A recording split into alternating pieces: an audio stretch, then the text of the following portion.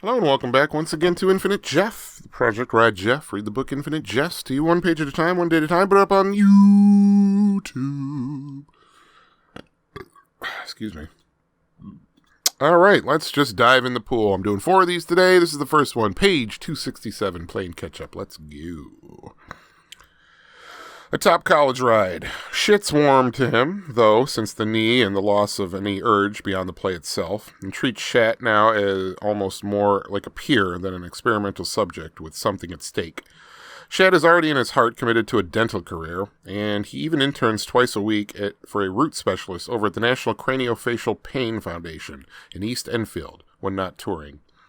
It strikes Shat as odd that Pemulus makes such a big deal of stopping all substances the day before competitive play, but never connects the neuroasthenic stomach to any kind of withdrawal or dependence.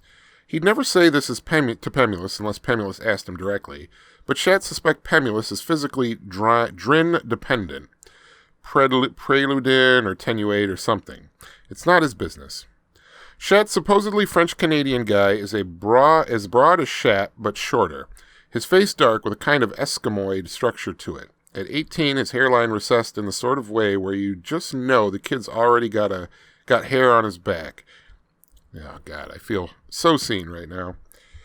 And he warms up with crazy spins. Mooney top off a western forehand and weird inside-out shit off a one-hand back. His knees dipping oddly whenever he makes contact, and his follow-through full of the dancerly flourishes that characterize a case of nerves. A nervous spin artist can be eaten more or less for lunch, if you hit as hard as Shat does, and what Pemulus said is true. The guy's backhand is always sliced and lands shallow. Shat looks over at Pemulus's guy, a grunter with a moody profile and the storky look of a recent puberty. Pemulus is looking oddly sanguine and confident after a couple minutes futzing with the cans of water, rinsing out the oral cavity and so on. Pemulus is maybe going to win, too, despite himself. Shat figures he can run in and get one of the 12-year-olds he big buddies to go back into the passage and empty Pemulus's bucket on the slide before anyone coming off court sees it. Evidence of nervous incapacity of any kind gets noted and logged, as ETA and Shat's observed Pemulus having some kind of vested emotional interest in attending the Whataburger Invitational over Thanksgiving. He thought Mario's lurking around in the cold passage, scratching his poor big head over technical lighting problems was kind of funny. There will be no lungs or tarps or dim passages at the Whataburger. The Tucson tournament is outside, and Tucson cruised around 40 degrees Celsius even in November, and the sun there was a retinal horror show on overheads and serves.